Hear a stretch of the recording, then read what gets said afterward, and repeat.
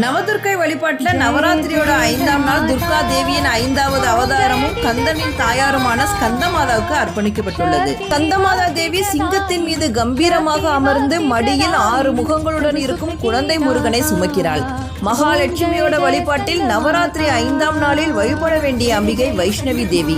முதல் நாளில் செல்வத்தை தருபவளாகவும் 2வது நாளில் தந்த செல்வத்தை பாதுகாக்கக்கூடியவளாகவும் அம்பாள் விளங்குகிறாள். இன்றைய தினம் சிறுமிகளை வீட்டிற்கு அழைத்து வழிபடுவதால் சகல ஐஸ்வர்யங்களும் புத்திர பாக்கியமும் கிடைக்கும் என்பது நம்பிக்கை. கந்தனின் தாயாரான ஸ்கந்தமாதாவை வழிபடுபவர்களுக்கு கந்தனின் அருளும் சக்தி, செழிப்பு, முக்தி கிடைக்கும் என்பது ஐதீகம். அம்பாளுக்கு உகந்த நிறம் வெள்ளை, பழம், வாழைப்பழம், நைவேத்தியம், தயிர் சாதம், கடலைப்பருப்பு மற்றும் சுண்டல், மலர், மனோரஞ்சிதம் மற்றும் பாரிஜாதம், இலைவகையில் திருநீற்று பச்சை அல்லது விபூதி பச்சை இலையை கொண்டு அர்ச்சனை செய்யலாம்.